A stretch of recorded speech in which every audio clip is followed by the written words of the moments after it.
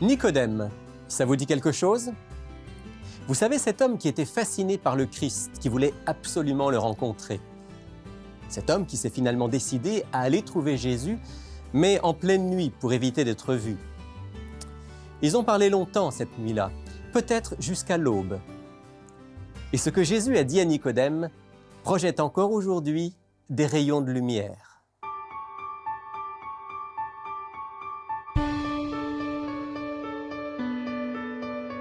Il est écrit, une émission présentée par Rémi Ballet.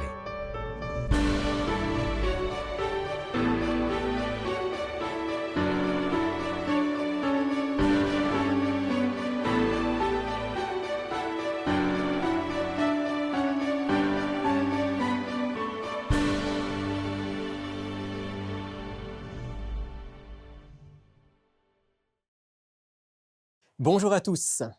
Je veux donc aujourd'hui lire ou relire avec vous le récit de la rencontre entre Jésus et Nicodème. Je ne vous cacherai pas que c'est l'un de mes passages préférés dans toute la Bible. Dans cette conversation nocturne, le Christ révèle quelques-uns des plus grands secrets de la vie. À travers des images qu'on va essayer de comprendre ensemble, il ouvre la compréhension de secrets éternels. Et c'est dans l'Évangile selon Jean, au chapitre 3, qu'on trouve l'entretien entre les deux hommes.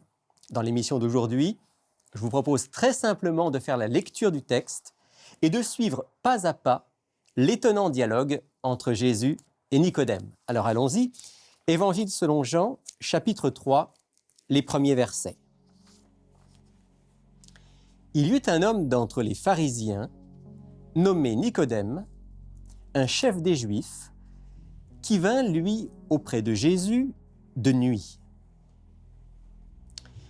C'est une très brève présentation de Nicodème, mais elle contient un certain nombre de détails qui nous permettent de savoir, ou parfois de deviner, à qui nous avons affaire. Pour comprendre dans quel contexte Nicodème évolue, je vous propose de commencer par un peu d'histoire. D'abord, dit le texte, Nicodème est un pharisien. Le groupe des pharisiens s'est développé depuis le IIe siècle avant Jésus-Christ, et il avait pour caractéristique principale d'être très attaché à une observation rigoureuse des prescriptions, des commandements de la Torah, les livres de Moïse.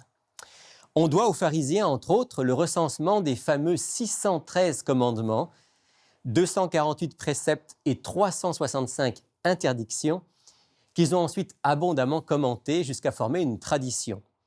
Une tradition que Jésus a d'ailleurs souvent combattue durant son ministère. Les pharisiens étaient souvent issus de milieux modestes et ils jouissaient d'une grande estime de la part du peuple.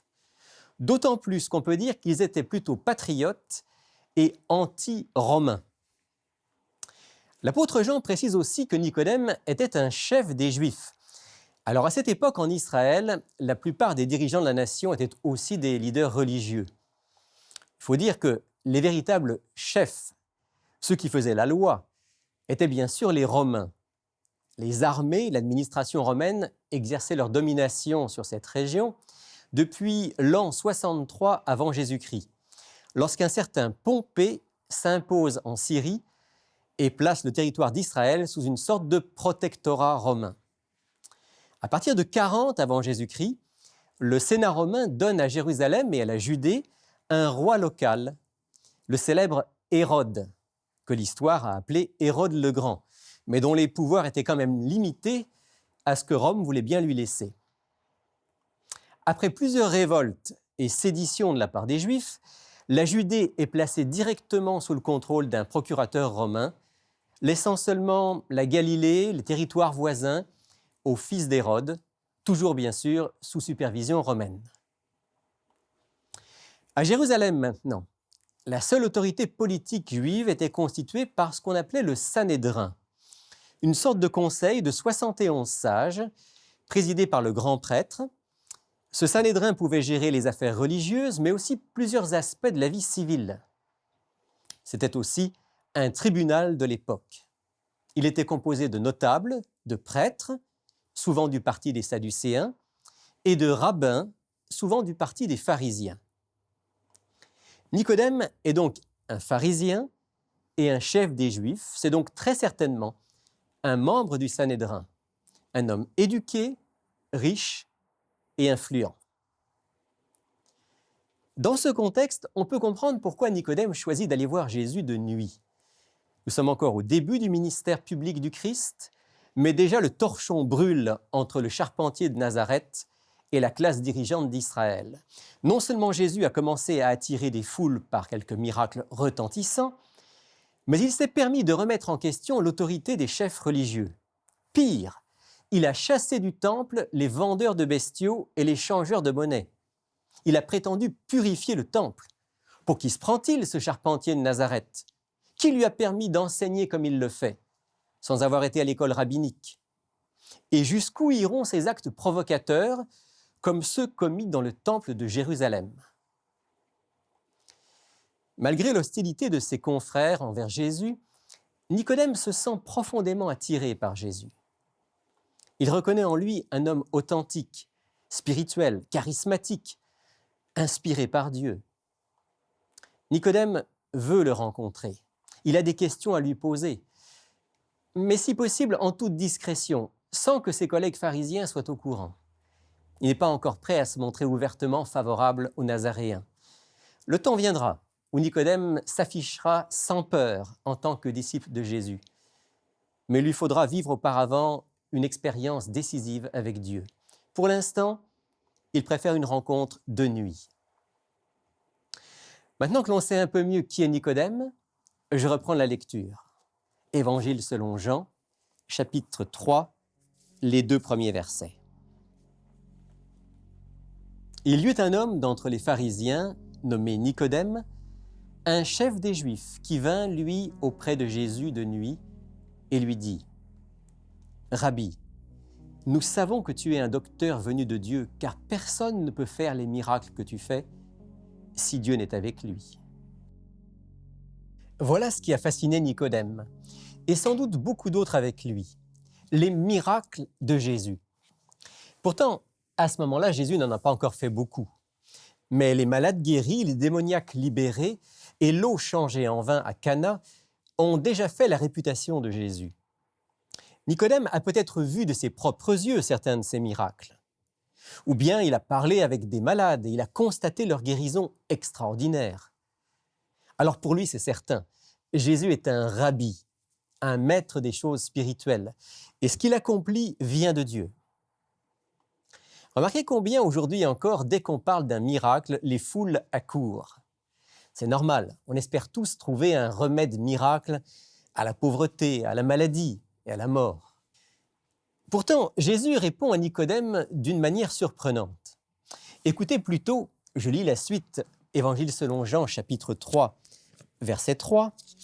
Jean 3, verset 3. En vérité, je te le dis, si un homme ne naît de nouveau, il ne peut voir le royaume de Dieu. À première vue, Jésus répond à côté. Il semble qu'il n'y ait aucun rapport entre l'introduction de Nicodème et la réponse qu'il reçoit. Nicodème parle de miracles qui attestent que Dieu est avec Jésus. Le Christ parle de naître de nouveau ou naître d'en haut, suivant la traduction, puisque les deux sens sont possibles. Naître de nouveau pour entrer dans le royaume de Dieu. Quel rapport? En réalité, le rapport est très étroit. Et si vous me permettez de paraphraser la réponse de Jésus, elle signifie à peu près ceci. Nicodème, comme beaucoup d'autres, tu as été frappé par les miracles que j'ai accomplis. Mais Nicodème, ne te trompe pas sur le sens de ces miracles. Ils ne sont pas une fin en soi. Ils doivent amener les hommes à écouter le message de Dieu pour eux. Parce que Nicodème, aucun de ces miracles-là ne permet d'entrer dans le royaume de Dieu. On peut avoir bu le vin des noces de Cana et ne pas être dans le royaume de Dieu. On peut avoir été guéri de la lèpre ou même délivré d'un démon et manquer le royaume. En fait, Nicodème, il y a un seul miracle qui permet d'entrer dans le royaume de Dieu. C'est le miracle des miracles. Naître de nouveau. Vous pensez peut-être que Jésus exagère, que quand même, si on voit un miracle de ses propres yeux, ou si l'on est l'objet d'un miracle, on va forcément avoir une grande foi en Dieu, on va lui être fidèle jusqu'au bout. Peut-être même que certains d'entre nous attendent ou espère secrètement voir ce miracle qui déclencherait une foi solide. Mais ma toute petite expérience me permet de confirmer ce que Jésus a dit à Nicodème. J'ai vu des personnes être guéries de manière miraculeuse, parfois instantanée, et une fois l'émotion passée, continuer leur vie, comme avant, sans changement notable. J'en ai vu qui ont fait l'objet d'une guérison ou d'une délivrance d'un démon, et qui ont loué Dieu pour ça, qui ont suivi le Christ pour un temps, et puis qui ont tout abandonné. Alors croyez-moi, Jésus sait ce qu'il dit quand il déclare à Nicodème, « En vérité, je te le dis, si un homme ne naît de nouveau, il ne peut voir le royaume de Dieu. » Il y a un seul miracle qui change profondément la vie et qui mène jusque dans le royaume de Dieu. La nouvelle naissance. Mais qu'est-ce que ça signifie? Que signifie naître de nouveau? Alors je continue la lecture. Jean chapitre 3, verset 4 maintenant. Nicodème lui dit, « Comment un homme peut-il naître quand il est vieux? Peut-il rentrer dans le sein de sa mère et naître ?» Bon, ici, Nicodème fait un peu l'idiot, parce qu'il sait bien que ce n'est pas ce que Jésus veut dire. Mais sa question faussement naïve va amener Jésus à s'expliquer et à nous livrer son secret au verset suivant, Jean chapitre 3, verset 5. « En vérité, je te le dis, si un homme ne naît d'eau et d'esprit, il ne peut entrer dans le royaume de Dieu. »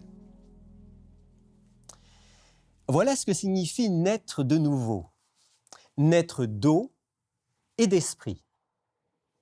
Est-ce que ça vous semble plus clair ou est-ce que c'est encore très obscur pour vous? Nicodème n'a sans doute pas complètement compris lui non plus, mais il a probablement saisi qu'il y avait un lien avec le message de Jean, celui qu'on appelait le Baptiste, lui qui baptisait dans l'eau et qui annonçait que le Messie baptiserait dans le Saint-Esprit. D'abord, que signifie naître d'eau? À cette question, beaucoup seraient tentés de répondre, eh bien, naître d'eau, c'est être baptisé. Il y a sans doute un lien entre le baptême et la nouvelle naissance, mais naître d'eau ne peut pas signifier en premier lieu le baptême. L'entrée dans le royaume de Dieu ne peut pas être liée fondamentalement à un acte extérieur, à un geste symbolique, fût-il aussi beau et aussi biblique que le baptême. D'ailleurs, si naître d'eau signifie être baptisé, ça voudrait dire que tous ceux qui ne sont pas baptisés par immersion sont perdus. Et je vous rappelle la déclaration de Jésus, « Si un homme ne naît d'eau et d'esprit, il ne peut pas entrer dans le royaume de Dieu. » Naître de nouveau, c'est une nécessité absolue. Sans elle, dit Jésus, pas de vie éternelle. En réalité, si naître d'eau était le baptême, alors même le brigand sur la croix à côté de Jésus serait perdu, lui qui n'a pas été baptisé, alors que le Christ l'assure qu'il sera avec lui au paradis. Alors ne pensez pas que je suis en train de dévaloriser le baptême par immersion que Jésus a vécu et qu'il a demandé à ses disciples de pratiquer. Loin de là. En tant que pasteur, à chaque fois que je plonge un nouveau croyant dans l'eau, j'ai conscience d'accomplir l'un des plus beaux gestes qu'on puisse faire sur cette terre. Mais ce n'est pas un geste qui sauve, pas en lui-même. Il n'y a rien de magique dans le baptême. C'est le signe extérieur d'une réalité intérieure. Le baptême n'est pas la nouvelle naissance. C'est le signe de la nouvelle naissance. Alors, que signifie donc naître d'eau? Pour répondre à cette question, lisons quelques textes de l'Ancien Testament qui ont certainement inspiré Jésus. Par exemple, dans le livre des Psaumes, au chapitre 51, c'est le roi David qui fait une prière, Psaume 51, versets 3 et 4. « Ô Dieu, aie pitié de moi dans ta bonté. Selon ta grande miséricorde, efface mes transgressions. Lave-moi complètement de mon iniquité et purifie-moi de mon péché. » Ici, le symbole de l'eau est implicite à travers l'expression « lave-moi ». Et il signifie « pardonne mes fautes, purifie-moi de tous mes péchés ». Plus clair encore et plus proche des paroles de Jésus, la déclaration du prophète Ézéchiel, que je partage maintenant avec vous, Ézéchiel chapitre 36, au verset 25. « Je répandrai sur vous une eau pure, et vous serez purifiés. Je vous purifierai de toutes vos souillures et de toutes vos idoles. » L'eau est clairement ici le symbole du pardon, de l'effacement des fautes, des péchés. C'est le cadeau de Dieu en réponse à la prière du roi David repentant ou en faveur du peuple d'Israël qui revient vers lui. Naître d'eau, selon l'expression de Jésus, c'est donc recevoir le cadeau du pardon. Être lavé de toutes ses impuretés morales, devenir entièrement pur. C'est vraiment une nouvelle naissance, c'est un nouveau départ. Dieu remet le compteur à zéro. Il nous permet de démarrer une vie nouvelle. Quelle bonne nouvelle! Mais d'après Jésus, naître de nouveau, ce n'est pas seulement naître d'eau, c'est aussi naître d'esprit. Pour comprendre ce que le Christ veut dire, je me réfère encore une fois au prophète Ézéchiel, dans le même chapitre. Je lis la suite de sa déclaration. « Je répandrai sur vous une eau pure, et vous serez purifiés. Je vous purifierai de toutes vos souillures et de toutes vos idoles. Je vous donnerai un cœur nouveau. Je mettrai en vous un esprit nouveau. J'ôterai de votre corps le cœur de pierre et je vous donnerai un cœur de chair. Je mettrai mon esprit en vous et je ferai en sorte que vous suiviez mes ordonnances, que vous suiviez et pratiquiez mes lois. » Voilà ce que signifie naître d'esprit.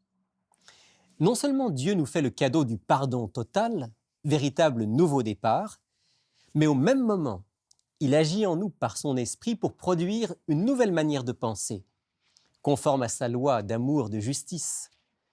Il produit en nous un nouveau désir de faire le bien. L'Esprit de Dieu agit dans notre esprit pour nous donner la force de résister au mal, à la tentation, et aussi la joie de faire ce qui est droit, honnête et bon. C'est un vrai miracle. C'est le seul miracle qui nous qualifie pour un jour voir Dieu face à face et vivre avec lui pour toujours. J'aime la manière dont cela est exprimé dans le livre Jésus-Christ, écrit par Ellen White. En voici un extrait. La vie chrétienne n'est pas seulement une modification ou une amélioration de la vie ancienne. C'est une transformation de nature. Il doit y avoir une mort au moi, au péché, et une vie entièrement nouvelle. Seule l'action efficace du Saint-Esprit peut produire un tel changement. Continuons son explication pour aider Nicodème à comprendre ces vérités d'une importance vitale. Jésus compare l'Esprit de Dieu au vent qui souffle. Je lis Jean chapitre 3, versets 6 à 8. « Ce qui est né de la chair est chair, et ce qui est né de l'esprit est esprit. Ne t'étonne pas que je t'ai dit, il faut que vous naissiez de nouveau. Le vent souffle où il veut, tu en entends le bruit, mais tu ne sais ni d'où il vient, ni où il va. Il en est ainsi de tout homme qui est né de l'esprit. » L'action de l'Esprit de Dieu dans nos vies est comme le vent, dit Jésus. D'ailleurs, la similitude entre les deux est telle que dans le texte original, les deux mots sont identiques. Esprit et vent sont la traduction du même mot grec, pneuma, qui a donné en français pneumatique. Comme le vent, l'action du Saint-Esprit est mystérieuse, insaisissable, et pourtant visible, bien réelle. Quand quelqu'un fait l'expérience de la nouvelle naissance, quand il reçoit le pardon et l'Esprit de Dieu, sa vie est visiblement transformée. Voici encore une citation du livre Jésus-Christ sur ce thème. Quand l'Esprit de Dieu prend possession d'un cœur, la vie en est transformée. On met de côté les pensées de péché, on renonce aux mauvaises actions, et l'amour, l'humilité et la paix succèdent à la colère, à l'envie ou aux querelles. La joie remplace la tristesse et le visage reflète la lumière céleste. Personne n'aperçoit la main qui soulève le fardeau, personne ne voit la lumière qui descend des parvis célestes. La bénédiction est acquise quand une âme capitule devant Dieu. Alors une puissance invisible crée un être nouveau à l'image de Dieu. Bien sûr, Jésus parle d'une nouvelle naissance. Alors, comme dans le cas d'une naissance physique, il y a encore ensuite beaucoup de place pour la croissance. Croissance dans la relation avec Dieu, dans la relation avec les autres, croissance du caractère, croissance dans le service. Il reste encore beaucoup de chemin à parcourir, mais on est vivant. La puissance de vie agit dans notre cœur. Et la vie éternelle nous est promise comme un cadeau venu d'en haut. Voilà le vrai miracle, dit Jésus à Nicodème, le seul miracle qui sauve. Miracle du pardon et miracle de la transformation de nos vies. C'est ce miracle que Dieu veut accomplir en chacun de nous. Et il est prêt à l'accomplir pour tous ceux qui sont conscients de leurs besoins d'un nouveau départ. Encore faut-il accepter de reconnaître notre besoin, prendre conscience que notre cœur naturel est orgueilleux, égoïste, malade. Je ne suis pas venu pour les bien portants, disait Jésus, ceux qui se croient bien portants. Je suis venu pour les malades. Nicodème, le rabbin, le riche, le nanti, le notable. Nicodème devait accepter son besoin de naître de nouveau. Il devait reconnaître que toute sa connaissance ne faisait pas de lui un être différent des autres. Il devait reconnaître son besoin de changement, son besoin d'un sauveur. Et c'est cette même nuit, dans la même conversation, que Jésus a prononcé des paroles devenues célèbres, rapportées toujours par l'évangéliste Jean au chapitre 3 et au verset 16. « Car Dieu a tant aimé le monde qu'il a donné son Fils unique, afin que quiconque croit en lui ne périsse pas, mais qu'il ait la vie éternelle. » Jésus venait de révéler à Nicodème le secret pour entrer dans le royaume de Dieu. Il faut naître de nouveau, d'eau, en recevant humblement le pardon divin, et d'esprit, en acceptant le cœur nouveau que crée en nous le Saint-Esprit. Maintenant, il annonce à Nicodème le seul chemin qui mène à la nouvelle naissance. Contempler l'amour de Dieu à travers la vie et la mort de son Fils Jésus-Christ. Il serait illusoire de vouloir produire la nouvelle naissance par nous-mêmes, illusoire de tenter d'obtenir le pardon de Dieu par nos efforts ou par nos mérites, et tout aussi illusoire de vouloir changer nos cœurs et nos vies par nous-mêmes. On l'a dit, la nouvelle naissance est un miracle qui vient d'en haut. C'est en regardant la vie de Jésus et sa mort pour nous que nous serons amenés à l'humilité, à la repentance, à la vie nouvelle. En ce temps de Pâques, je vais vous inviter à relire dans les évangiles le récit de la vie du Christ, particulièrement des derniers jours de sa vie. Faites-le non pas simplement pour obtenir des informations, mais pour vivre comme Nicodème, une rencontre personnelle avec le Christ.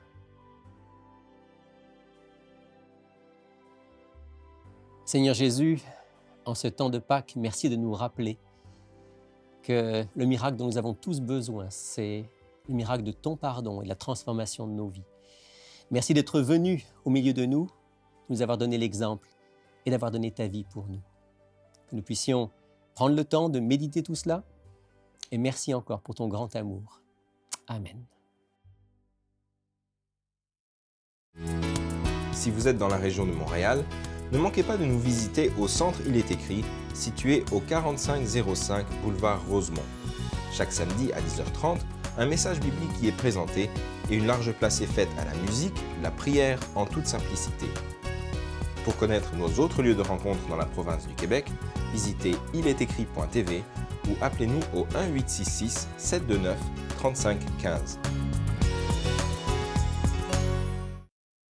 Alors France, aujourd'hui, on a parlé de Nicodème et de nouvelle naissance et notre offre de la semaine est directement en rapport avec le thème. Oui, c'est un beau livre qu'on a déjà offert, en fait, La Voix de l'espérance, qui est la même chose que le Vers Jésus qu'on a déjà offert, évidemment. C'est comme juste une autre édition.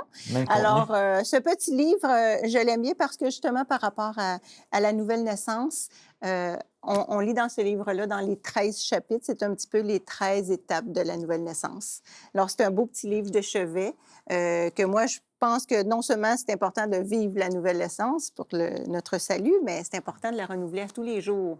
Donc, c'est bien de relire ce livre-là, de le laisser sur notre table de chevet et de le relire parce qu'à chaque matin, c'est important de... Il explique bien aussi la transformation. Oui, c'est vraiment un beau livre. C'est un vrai livre de chevet à lire, à relire, à méditer. Oui, et on le donne. Et on l'offre. On l'offre à nos C'est auditeurs un petit aujourd'hui. cadeau qu'on peut offrir à notre tour aussi. Nos auditeurs peuvent le commander pour l'offrir à leurs amis. Alors, La Voix de l'Espérance, gratuitement. Merci France. Bienvenue. Profitez de cette offre pour vous procurer votre exemplaire de La Voix de l'Espérance. C'est gratuit. Sylvain, toi, tu as une question Oui. d'auditeur, d'auditrice. Exactement. Donc, voici la question. Donc, Elia nous envoie la question suivante. Les anges et le Seigneur ont-ils mangé de la nourriture avec Abraham? Donc, elle fait référence à un texte, là, je crois qu'il se retrouve dans Genèse. Genèse chapitre 18, où il est question effectivement de 3 hommes qui viennent rendre visite à Abraham. Hein, et puis on se rend compte dans la suite du texte qu'en fait, ces 3 hommes, je mets hommes entre guillemets, l'un c'est l'Éternel lui-même, sous forme humaine, et les 2 autres sont les 2 anges qui vont aller ensuite à Sodome Oui. pour sauver la famille de Lot. Et effectivement, pour répondre à la question de Élia, voici ce que dit le verset 8, Genèse 18, verset 8. Abraham prit encore de la crème et du lait avec le veau qu'on avait apprêté. Il les mit devant eux. Il se tint lui-même à leur côté sous l'arbre et ils mangèrent. Donc, la réponse à la question de notre auditrice Les est là. invités de Marc. Donc, quel privilège. Dieu et les 2 anges ont mangé avec Abraham ce jour-là. Alors, c'est assez extraordinaire, comme tu dis, c'est Ouais. des hôtes de Marc. Donc, l'hospitalité, c'est important. Ah oui, dans l'hospitalité, On ne sait jamais qui on reçoit. c'était très important. D'ailleurs, l'Épître aux Hébreux dira Oui, certains, en pratiquant c'est ça. l'hospitalité, ont accueilli des anges. Voilà. Hein? Voilà. C'est ça. Ouais, ouais. Moi, ce que ça me rappelle aussi, c'est que Dieu est celui qui est prêt à se mettre à notre niveau, parce que c'est quand même extraordinaire. Abraham a mangé Ouais. avec Dieu, sous forme humaine, bien sûr. Oui. Dieu est celui qui vient se mettre à notre niveau, qui rentre dans notre histoire. Ce texte annonce des siècles à l'avance ce que le Christ a accompli pour nous. Oui, voilà. Lui qui est de nature divine est devenu homme. Mhm. Il est venu vivre parmi nous, c'est ce qu'on célèbre aussi parmi nous Oui. en ce Ouais. moment. Et il a donné sa vie pour nous. Mhm. Alors, des siècles à l'avance, Abraham a vécu cette expérience. Et nous allons la revivre. Et on va le revivre un jour. Un jour, Ouais. on mangera aussi Ouais, oui. avec Dieu dans le royaume qu'il Ouais. nous prépare. Mm. Voilà en 2 mots ce qu'on peut dire pour la question d'Élia. Et puis, si vous voulez vous procurer votre exemplaire de La Voix de l'Espérance, voici maintenant comment le faire. Pour effectuer votre commande, écrivez-nous à Il est écrit, casier postal 99, succursale Rosemont, Montréal, Québec, H1X3B6. Vous pouvez également passer votre commande sur le web à ilestécrit.tv ou par téléphone au 514-729-3515 dans la région de Montréal et sans frais au 1-866-729-3515 pour l'extérieur de Montréal. Nous voilà au bout de cette émission. Merci de nous avoir suivis. Je vous donne rendez-vous avec toute l'équipe la semaine prochaine pour un autre sujet. Mais d'ici là, souvenez-vous, il est écrit « L'homme ne vivra pas de pain seulement, mais de toute parole qui sort de la bouche de Dieu. »